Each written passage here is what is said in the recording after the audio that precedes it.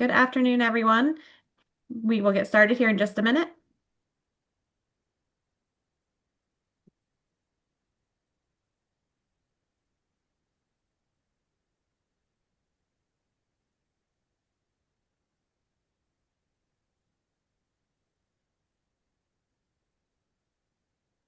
Welcome, welcome.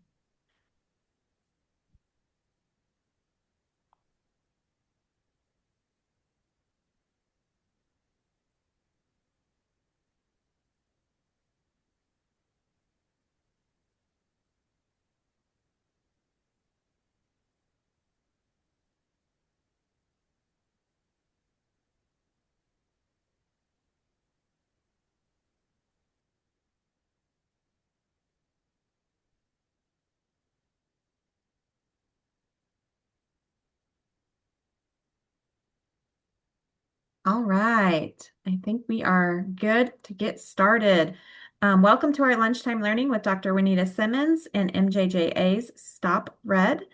If you will be requesting CLE credit, I will put the course code in the chat. It's 782372. Just a minute. Feel free to ask questions throughout the presentation by use of the chat or taking yourself off mute. Please mute yourself unless you are speaking. We also ask that you take the survey at the end of the session. I will post it in the chat box. It is vital for our grant funding and to make improvements to our sessions. I've also changed it a little bit, so please read the questions carefully and take that for us. This session is being recorded. The recording, along with other past sessions, will be available on stopred.org, usually by the beginning of next week. If you've missed any sessions, definitely take a look on our website, and you'll be able to review them and also view the PowerPoints along with them. I do want to take the time to thank our funding source. Funds are made available for this project through the Missouri Department of Public Safety and the Missouri Juvenile Justice Advisory Group from funding provided by the U.S. Department of Justice, Office of Juvenile Justice and Delinquency Prevention. And Dr. Simmons? All right, good afternoon to everyone, and thanks for joining us. We have such an exciting presentation today. I am just honored to introduce to you, by way of Liz's contact and following through on this great invitation, I'm happy to introduce you to Dr. J.D. Mass, who will talk about race for what? From competition to collaboration. You might know that he is an activist, an entrepreneur, a podcast host, an author, and that his life journey has been influenced by his experience within the Black community of St. Louis Metroplex. Um, I looked at some of his work, and I'm excited about it to hear a contemporary voice that to me, in a way, parallels to Griffin's earlier work, the 1959 work about Black Like Me. But this is completely exposing the lived-in experience and the relationship and the current conversations in psychology about the effects of that. And so, without any further ado, I want you all to meet and to hear from Dr. J.D. Mass on race for what? Dr. Mass?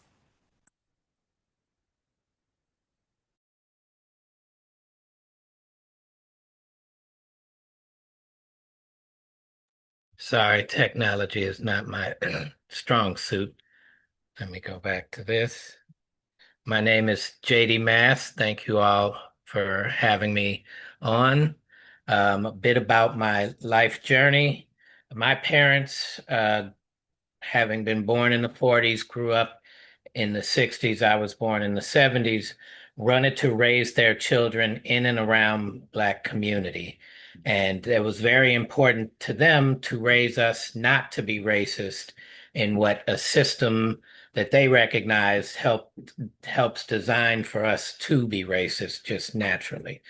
Um, in that process, you can see here if the book cover, this was my high school prom picture of my friends and myself.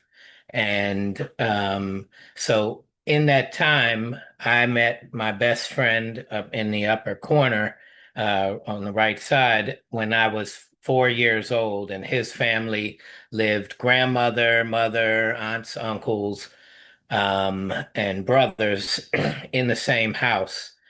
And was welcomed into their home, and immediately kind of started feeling some differences between how when I went to my family and we interacted and how they interacted. I like to say I learned my uh, manners by them scaring me into it. You better go speak to grandma. You better go speak to such and such. And so from that, I really learned how to greet people. I learned the feeling of welcomeness that I got from not only his family but quite others as well. And then I started noticing the differences in how I was treated out in public and how I was treated when I was with them out in public, or how they were treated out in public. And I always wanted to know why. Prior to that, in the third grade, we learned about Dr. Martin Luther King and had to write a speech. And I had to go up to my teacher and go, I don't understand why this person was ever famous. Like, don't we all agree that this is the way it is? And she told me, no. Uh, I want you to really go outside and see the world, open your eyes to why this would be when you're not you're pretty much alone in how you've been raised to think that we should all believe this way, naturally. And so for me, I just didn't understand why. Through my journey, I have met, you can see kneeling next to me is Nelly. I was able to get the chance to work with him in his music career. I was able to get the chance to see how powerful decision makers in the music business helped shape the views, the opportunities that Black men and women had in music, how they crafted contracts to own content, and these were actually owning people, how they shelved artists and didn't give them a chance, and we don't get to experience their artwork because of this structures. And so that just kept fueling me to want to dive deeper into why. Through his uncle, um, there were a group of African Americans that left in the 60s the United States and went to Israel, and from there set up a village of peace. And I was able to experience that and started learning about intentional community building because I experienced with this community a level of humanity that I had never experienced before. They were all vegan. They were named by the Israeli government, the Village of Peace, and so the more I started to learn, and I see, okay, when Black folks were not inhibited by sort of the colonial structures, how much more of a community they were able to build.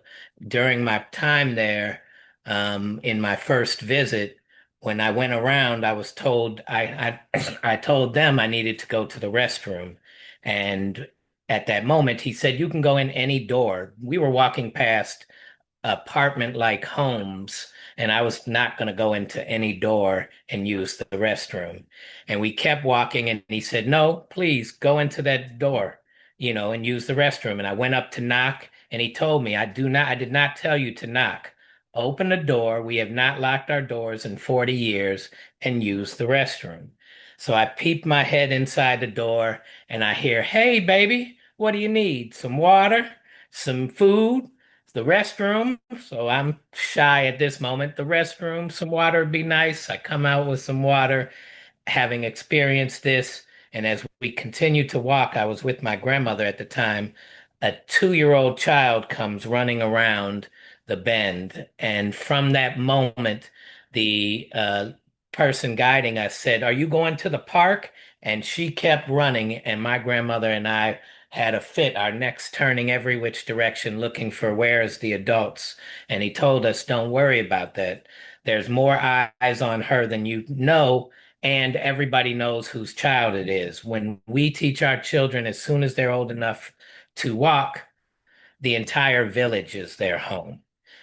That was a level of peace that I knew, even if it was somewhat scripted because they knew we were coming, that was a level of peace we could not have here in the United States. And so not only did I want to now know more about how, our system of colonialism developed and racism, but I wanted to better understand what intentional community building was all about. And I went and got my doctorate in organizational psychology, which taught me about the development of culture. And that's what led me to write Race for What. Inside Race for What, and I'm developing programs around this, is 7 steps to healing the harms of our culture. Step one being don't move, to seek understanding. When I first got involved with the community in Israel, the first thing I said was, "Hey, I bring this business building, I can help you guys do these things and these things." And they told me, "Hold on, before you do any of that, we need to earn your trust and you need to seek some understanding." And so they were right. I didn't, as much as I knew and as much as I believed and as much as I enjoyed and loved Black community, I didn't have an understanding of what it took to intentionally create that level of peace. And so I have noticed uh, that going into this, when I work with white folks, and oftentimes I meet them when they've had their aha moments or they've felt this level of guilt or rage about our history, then I go in, they don't know enough about the people that we're supposedly working with to help heal the harms of our culture. And so seeking understanding is step number one. And I'm going to dive more into these as we go. Acknowledging the harm is step number two. And it's not just the racism harm, but just the harm in general of so much of our culture and how we manipulate life instead of participate in life. Step three is letting go of our privilege, our power, and our fears, and the fears being that of change. Step four, if we can let go, we provide space for how to appreciate the value of others. Step five, if we've actually appreciated the value of other folks, then the case for reparations comes with a value attached to that. Step six is being led by a new mind. Um, and step seven is having that new mind help us manifest our own humanity. So, why are we here? To untangle systems that we operate in. We'll be looking at the definition of prestige and the power, talking about the power to define. We'll talk about the why of racism, and the approaches and differences in approaches to find hope for the future. So, the definition of prestige, the original definition talks about denoting something that arouses respect or admiration, right? We have this, we hold prestige in high regards, yet the original definition of the word prestige is illusion, glamour, or conjuring tricks. And that's important to me because when the movie The Prestige came out, uh, the group I was with wanted to know why this movie was based on a magic show. What did prestige have to do with magic? At this point, I just will apologize. My mother's in town and making lunch for herself. So, hold on one second. Ma, can you not do that?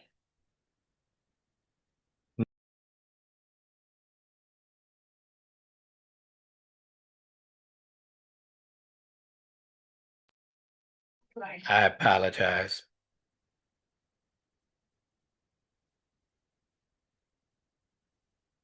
So, as we talked about why this movie would be about a magic show, I started thinking about, and we found out that the original definitions of prestige was conjuring tricks and creating an illusion. I started to think about how magic works. It's not what we see that tricks us, but what we don't see all the way. And sometimes what we see is meant to be that distraction. And I started to look at our education systems, our media, how we receive information. We receive certain amounts of information, but we don't learn about any other cultures designed in our education system. Whereas if you go to India, or Africa or Middle East or even other parts of Europe, they learn about our culture and get a better perspective of us than we even get of ourselves. It's often, mentioned that for us as less melanated folks, that if we really want to learn the truth about whiteness, we have to go into black areas or brown areas and really have them tell us about ourselves. Because of this level of prestige, we don't really learn the truth about how we developed into this culture. And so the next part that I think is very important and what I learned in Israel was the power to define.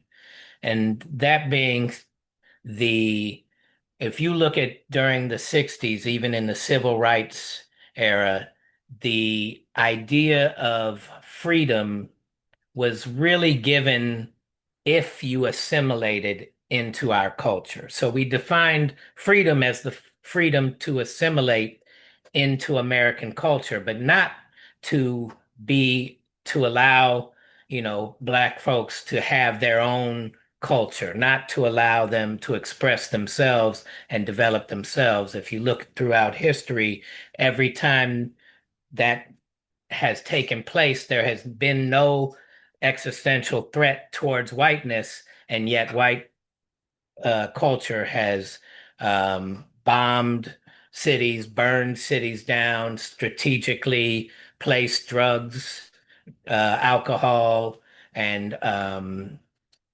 guns in and access to these things limited. So these amounts of how we define what how we perceive things and how we become such a part of the prestige that we're dealing with. So I just wanted to set the table with that.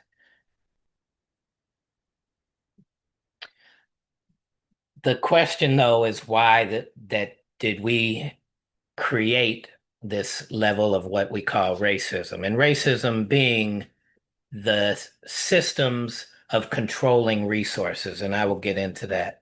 And so my theory, as I looked at the environment of Europe hundreds of years ago, before there's cell phones, before there's other forms of technology, we don't have cars, planes, trains. Uh, there is, we get our resources that we need to be whole as humans from the earth. And we can't get all of those resources in in Europe. There is a scarcity of those resources, which is why to this day we have to seek elsewhere so much of what the earth provides us. And what happens when I think three things happened, and I'm going to dive into these more so. But when we're not getting all of our natural resources that our bodies need to be healthy and whole, we are unhealthy. And if you look at how, if you really study how we conquered so many lands, much of that was with the fact that we brought disease to these lands. And we accepted disease as a part of life. So this lack of healthiness that's in our culture today is still stems from this approach going back then. The other things that happen is if I'm unhealthy because the earth isn't providing me what I need, then I don't have the same relationship to the earth. And we will get into that. And then the last is if there is a scarcity, if we think that there is a limited amount of water, food, and whatnot, then that leads us to a zero-sum mentality. And this is how we built our economic systems. For anybody that's taken an economics class, the first thing that they teach you day one in economics is there is a scarcity of resources on the planet. Therefore, we are in competition to control those resources. And because we approach life like that, so much comes from that level of thinking that we are in competition with one another and we have to be in control of as much as we can. This desire to control and compete leads us towards a level of harm, right? And so if we often say, competition brings out the best of us. And yes, truly, if we participated in a real moral way, it could do that. But it also says, I just want to win. And if you notice a lot about our how our culture and especially the powers to be get white folks to participate often is in comparing themselves to others. Okay, it's fine if I don't have as much as the powers to be, but as long as I'm better than. And this is what racism is. It is a system of competition amongst on how to control these resources and stay in this level of competition. And that's not going to be taught to us. We think it's just the bigotry or just the discrimination or the prejudice. And those are tools within the system, but it is a system designed to control and compete. And that is what the untangling of Race for What is designed for. If I'm trying to control something, my last point, right? If I want Juanita and Liz to be the best versions of themselves, right? That is a life-giving energy. And so, I'm going to be supportive. I'm going to be sharing. The moment I say, but Juanita, this is how I want you to act.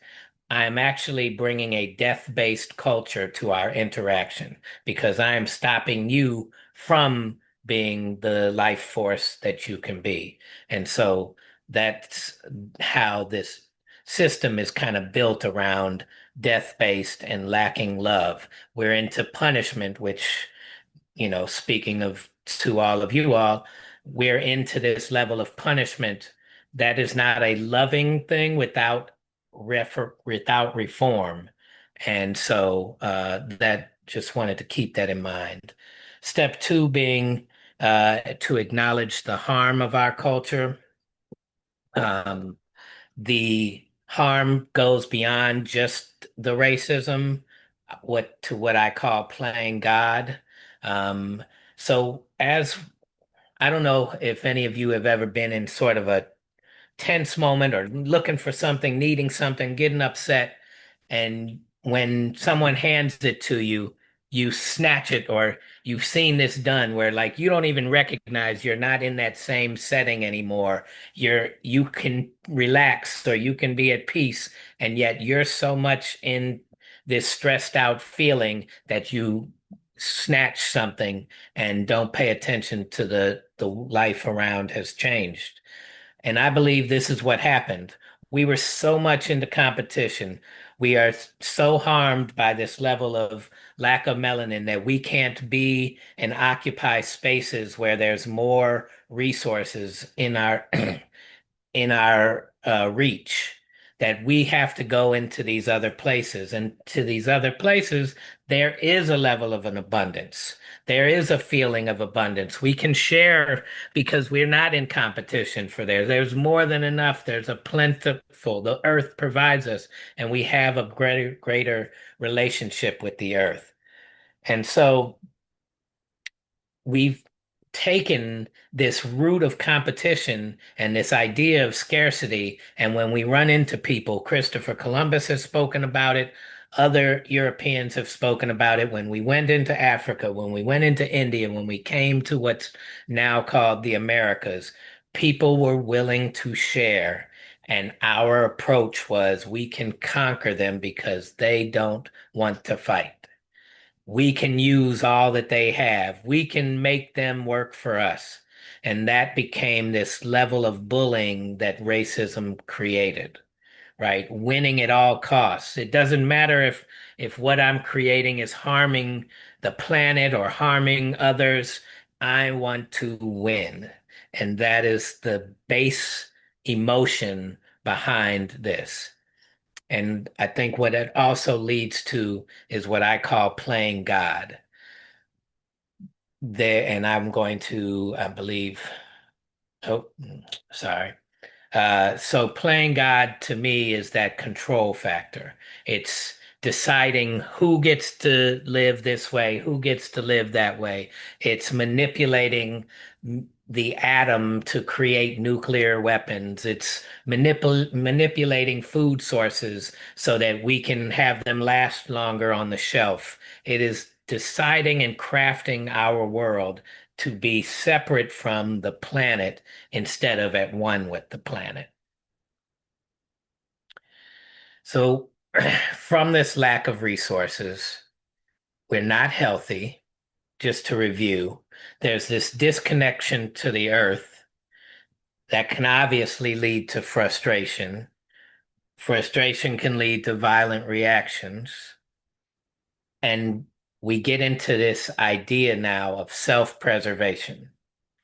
And it saddens me sometimes to hear athletes and entertainers specifically, because I hear it most with them, talk about this need to uh, protect my family. I got to protect my neighborhood, or I got to do this only for my people. And yet, at some point, they earn enough to where the self-preservation has already been taken care of, and yet they're still in that frame of mind. I got $100 million contract. The next one's got to be two, and I'm doing this for my family. It's this self-preservation idea, when yet there's still more than enough for us to share.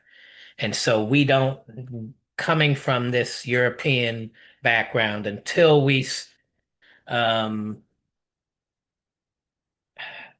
until we, uh, you know, went somewhere else, we don't know what better looks like. So we developed this need to win from this scarcity approach. This idea that we're constantly in competition. It doesn't matter if it's best for all, it's the who's going to win. That zero-sum mentality where everybody is in competition.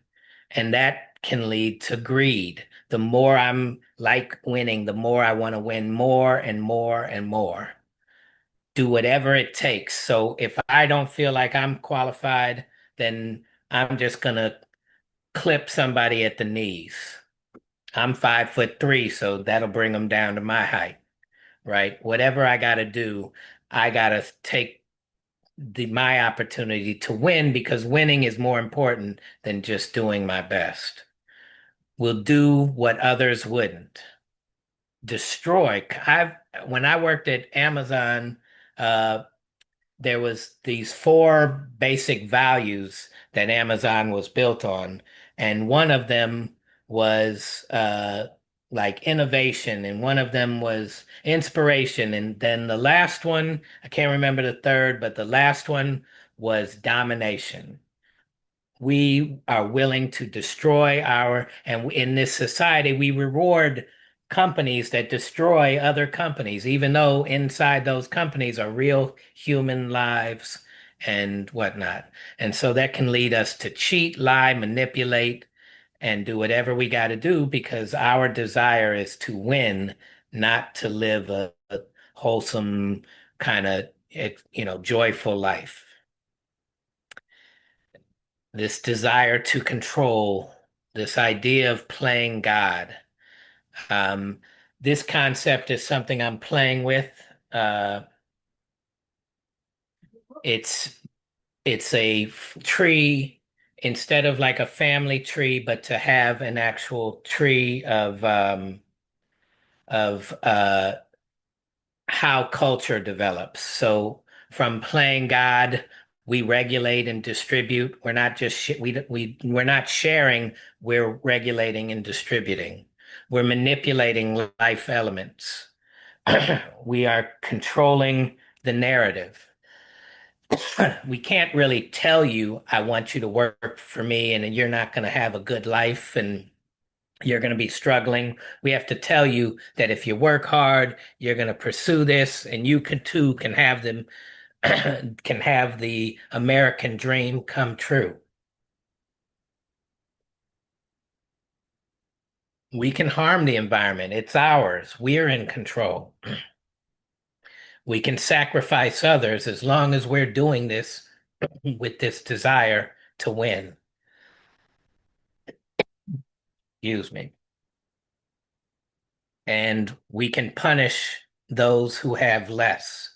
And all of this, to me, falls under this idea of competition and control.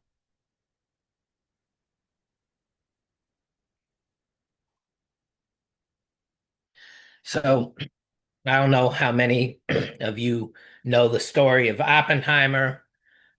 He worked with a group of people to create the atom bomb. And after he was done, he talked about it in one of his famous speeches. And he said, "We have made a thing, a most terrible weapon that has altered abruptly and profoundly the nature of the world. We have made a thing that, by all standards of the world we grew up in, is an evil thing. And by doing so, by our participation in making it possible to make these things, we have raised again the question of whether science is good for man, of whether it is good to learn about the world, to try to understand it, and to try to control it, to help give the world of men increased insight and increased power. Because we are scientists, we must say unalterably yes to these questions. It is our faith and our commitment, seldom made explicit, even more seldom challenged, that knowledge is good in and of itself, and knowledge as such power must come with it." This couldn't be more European in its approach. This sort of summarizes it to me. Right? Yes, we can learn science. To think that we shouldn't question whether we should understand science or how life works as part of our culture, yet other cultures also want to know how life works. They want to understand science, yet they do so not from trying to control it and increase their power, but actually from how do I be one with it? How do I use it? If life already works, why do I need to do anything different? Why can't I just become one with it and enjoy the fruits of the labor that's already existing? And so, step three now. How do we let go? Letting go of privilege, our power, our fears. We have to change our value system because if we don't see the value of something other than winning and controlling, then why would we let go? We're in this competition. Of course, I'm afraid of letting go. And so some of these obstacles, and I won't get into it now, that I talk about is in the light of competition, even we bring competition to the healing process. And often we call it, I call it, and I've heard it referred to many times, the oppression Olympics. Oh, this happened to you? Well, what about me? This happened to me. And now we're competing and we're not getting anywhere with the healing because it's harder to come together. And so, if we can let go of these values of controlling and winning and start to find new values towards humanity to replace those with, that is what, right? That's what can bring forth the change. Because our central nervous systems are designed to think that safety is familiarity. So what that means is even if I know it's continuing to harm me, even if so this is why trauma be continues to create more trauma is because we get used to our situations and at least we're familiar enough to be safe with knowing what the outcome's going to be. This is our central nervous system talking, right? It's not our minds. Our minds can see that this is harmful, but if we don't change our values enough to overcome our fears, that is part of the challenge. So the oppression Olympics, that fear of not being in control, that false fear that less melanated folks have. So many times do I hear that if we repair the harm, they're just going to do to us what we've done to them. And I have so many problems with this statement. One, you're acknowledging that what we've done to them is harmful, it's inhumane, and it's wrong. Two, you're saying, I don't want that for myself. And three, there is no proof that retaliation has ever been part of the mission of Black and Brown communities.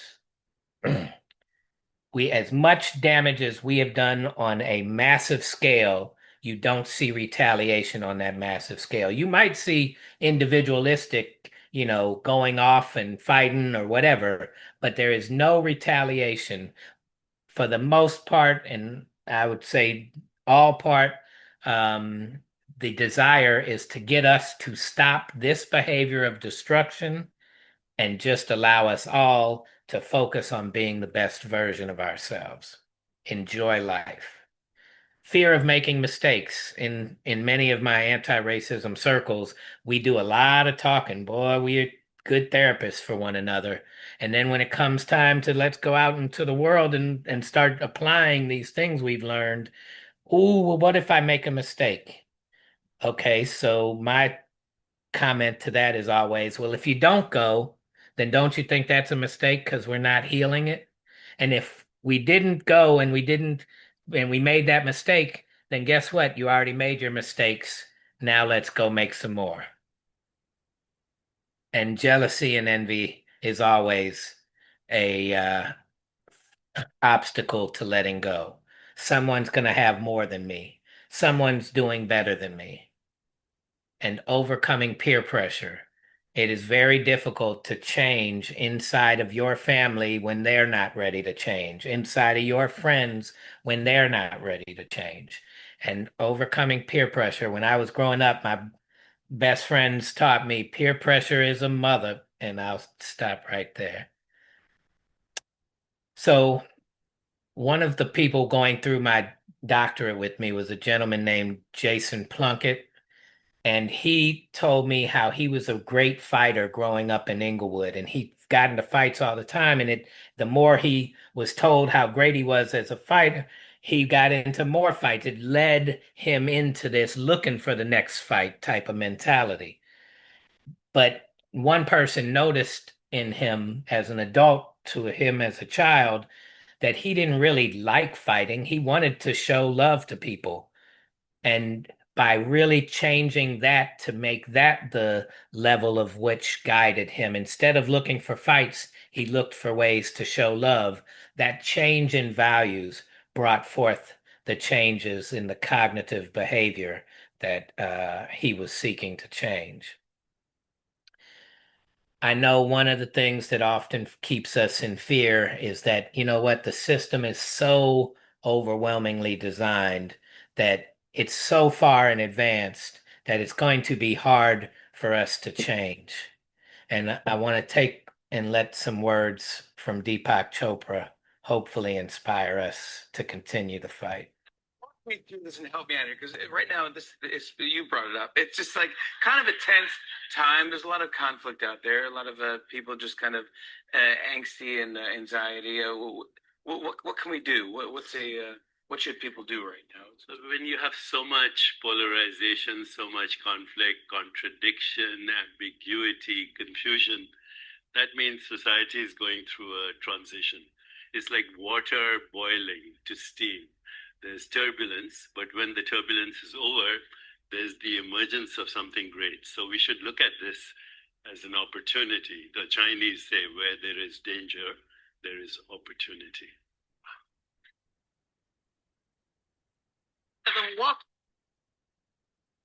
So I hope everybody could hear that. But that idea that this chaos that we're going through is the boiling of changing our systems from something that has been so destructive to potentially something that can be much more humane. A change of form has to take us through chaos when we go through the change. So appreciating the value of others.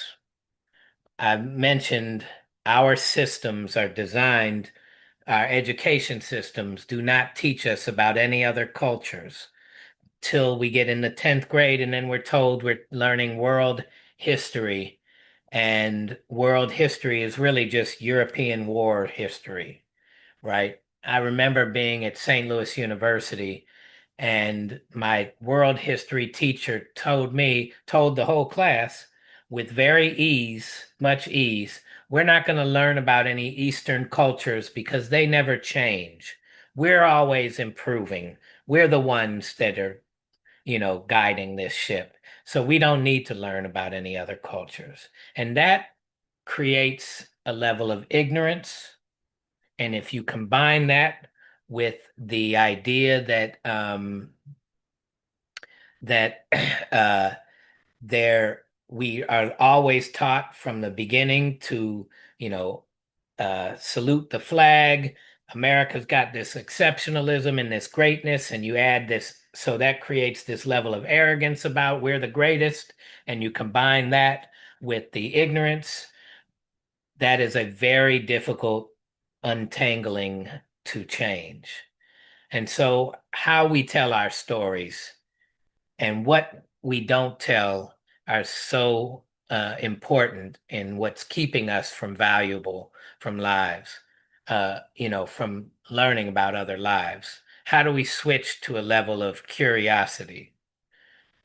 When where it showed up for me like glaringly one time, I had just learned about this gentleman named Jordan Flaherty. He wrote a book about white saviors and how how in our movies and films the producers want to create white folks looking like the saviors.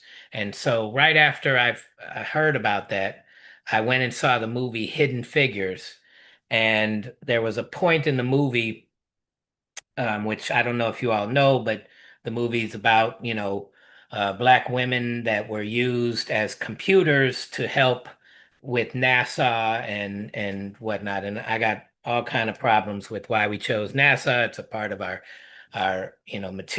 military and all of that. But that aside, at one point, Taraji P was being used by her character was being used by a character played by Kevin Costner, who was the leader of NASA.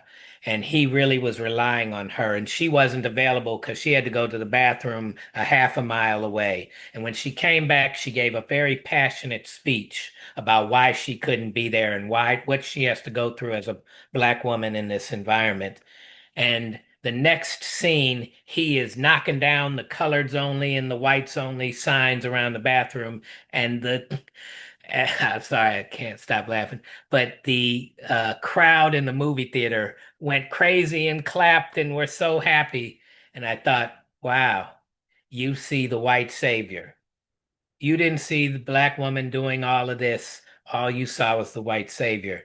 And I remember I was with my lady at the time, and um, and as we continued watching the movie, there was a point where she actually solved a problem that no one else could solve, and we clapped very loud. And I remember the white folks behind us going, "Yeah, got it. We get it. Okay." Right? They had this aha moment that we were only there to clap for the white saviors, and this had been ingrained in our head, right? He talked about some films that were being produced or not being produced because they were stories about black folks that had led and guided certain changes and guided their people and were heroes in their communities. And they said, if we could, and the powers to be said, if we can make that character white, we would produce this. That's a great story. And they didn't ever get produced because the characters were not white. So, um, I think we have some questions. Nope. Okay. So sorry. Just some comments. Okay. Um, well, the reason why I chose, and I can't seem to go back at the moment, but that's because I'm not technologically great. The reason why I chose appreciating value as the terminology was because appreciation and value are not only interpersonal terms, but they're also terms of finance.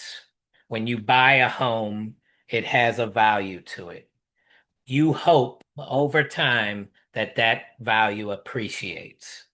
And if we don't learn to appreciate just even the fact that throughout all this history of harm that black and brown folks have time and time again, indigenous and aboriginal, as I like to call them, time and time again have said, just stop and let's see what this world can look like. That in and of itself, rather than the retaliation and the revenge that competition brings us, that in and of itself is a value worth appreciating. And if we appreciate the value, if we overcome our excuses, oh, what about the cost? We don't have, how do we do this? I didn't, cause the problem. All of these things, if we can overcome our excuses, and I know I got to wrap up soon, but we have models for repair. We've done reparations for so many different groups. We do reparations on individualistic standpoints, right? I often talk about in this step, what if I was walking across the street legally and Liz was driving a car with the intention to run me over? And in doing so, I became unable to walk. I've got, torn ligaments in my knees. I've got broken bones in my back. I've got head trauma. I've got all of these different things. And I'm lying in the middle of the street. And the rest of you witness this. And then you go, I didn't do it. I'm not going to help. But somebody, Dr. Simmons says, you know what, I'll at least call the ambulance. And she dials 911 and calls the ambulance and says, hey, we got a problem over here. Somebody was intentionally ran over. And the ambulance people go, well, I didn't do it. Wasn't me. Why should I care? And that's what happens systemically throughout this process as we talk about repairing the harm of our culture. Too often, we're so stuck in our individualistic culture that stems from this competition that we miss our opportunities to just be a part of the humanity of repair. Because the truth of the matter is, Dr. Simmons will feel better for helping me call right? Instead of me lying there and the rest of and everybody else go, it's, hey, you've been here long enough. Can you please get out of our way? We're still trying to use this street here. Everybody who gets involved actually gains something from their own humanity of being involved. That the people who are the paramedics, the doctors who do the surgery, they actually care and can benefit from it. The family members of the injured can care and benefit from watching the injured become more whole. And that injury may never repair completely, but it's still worth operating on. And the operation itself is going to cause more pain because we have to tear into something that wasn't hurt just to get to the part that was hurt so that we can start the repair. And the process of repair is going to be the rehab process. When you're working out and you're strengthening your muscles, you're tearing them, and that comes with a level of pain, but we know that the result of that pain is to be stronger at the end. That pain is something we shouldn't be running from, but actually be running towards. And so my ideas for shaping the mind of repair is that it's valuable, right? The humans that we want that have been marginalized the most are valuable and worthy of our investment in the repair process. And it's going to teach us all a greater sense of connection and level of our own humanity. And so, all right, I've talked about that. Sorry. I'm kind of going to fly through this. But overcoming our excuses of it was a long time ago. Well, slavery led to Jim Crow, led to town burnings. We missed out on the opportunities of VA, sorry, and FHA loans. We had COINTELPRO that was designed to infiltrate Black communities, and we've had the war on crime. So all of this is a reason for repair. And it wasn't me, just isn't going to cut it anymore. So I'm skipping through because I know I got to kind of come to an end. The next step after we have done the repair work is how do we make sure we don't keep continuing this level of competition and harm? And I got another video that I hope we enjoy to watch. 6 billion people on the planet. Why'd you guys call me? We need you to prep the team we're sending up. We'll send them to the asteroid. They'll land, they'll drill a hole, they'll drop some nukes, take off and detonate, if we can fix this equipment problem. Yeah, the drilling unit's a prototype we've been building for the Mars project. You might recognize the rig. Well, I guess they should recognize it. My design. Judo steal a key to the patent office? Yeah, basically. To get this straight. I got pulled off an oil rig flown halfway around the world because you stole my drill design. Couldn't read the plans right. Did a piss poor job of putting it together. Is that it? Patents don't apply to outer space. Just shut up, Quincy. It's not going to Mars anymore. It's going to try to save this planet. We need to know what's wrong with it pretty quick. You said we did a bad job of putting it together? No, I said you did a piss poor job of putting it together. First of all, you got the flow system all reversed. Let me guess. You've been tearing up rotors and you can't figure out why. Yeah, that's right. Well, that's because your cams are all wrong, Mr. Wizard. Who's been operating this thing? Right there. We've actually we've had them training for 8 months solid now. 8 whole months? Well, pretty much, yeah. Oh, gee whiz. Well, this is the team that has to do the job up there. We need you to train them down here. Well, Mr. Stamper, what do you think? You know, drilling's a science. It's an art. 3rd generation driller. Doing it all my life. I still haven't got it all figured out. I assume you sent for me because somebody told you I was the best. Well, I'm only the best because I work with the best. If you don't trust the men you're working with, you're as good as dead. Send these boys into space, fine. Sure, they'll make good astronauts. They don't know jack about drilling. What's your contingency plan? contingency plan? So I will end it with this because step 6, being led by the new mind, is the idea for me in this video is that going back to that white savior, we still want to be the ones to correct it. And really, we need to honor those that have much more experience with humanity than we have been. And so I will yield to questions at this point. It was a good presentation. Thank you.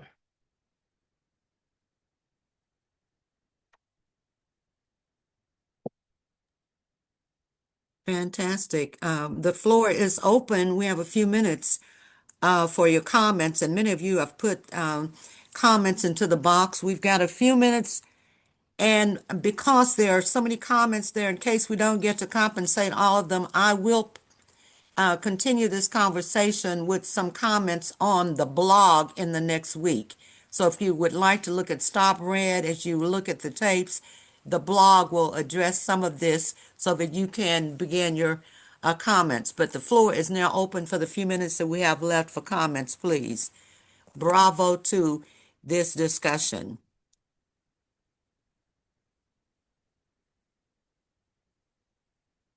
Any comment? I don't have a question, but JD, I do want to say thank you for this very honest and earnest assessment of racism in America and how it came to be and where we stand. It's so rare that we see and hear information like this. So I really do appreciate you taking the time to compile this information and present it. Well, thank you. Thank you all for having me. It's an honor and it is a journey. So I'm in this for the long run. To be a part. So however I can play a role. As are we all, whether we like it or not. Yes. We've got a few more minutes. Other comments? And Nydia Lopez is in the audience too, and she will be discussing in January the immigration policies and the impact of that on trauma of children. And so wave at Lydia if you can see her there, and we still have a few more minutes for those of you who would like to share your comments. And we will be sending out December lunchtime soon. Let's see. I am hoping that, with everything that's going on in your presentation that you've made today, that it is of sharing of information and people willing to be able to listen and to learn, whether they agree or, or disagree. But I think that this is a great platform, and I think more people are being aware what humanity is really about. And so thank you for your presentation. It was very good. Thank you. And yes, more information on what I do can be found at raceforwhat.com. We did have a request if you could show that first slide with the book, your book title on it. Yeah.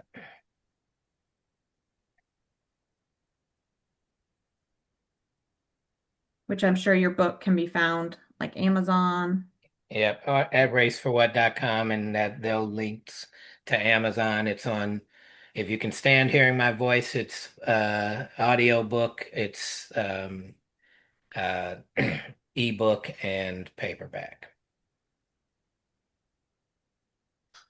And we do have another special guest there, Emmanuel Dejean, who has made some comments there. Thank you for joining us, Emmanuel. I know you as Emmanuel Henry. He is a researcher and a tech specialist who's looking at delinquency and diversion activities through tech. So thanks again for joining us also, Emmanuel. Absolutely, my pleasure.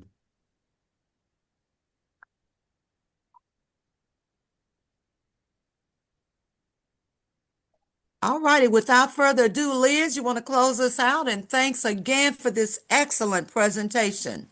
Liz? Yeah, just thank you all for attending. Thank you, JD.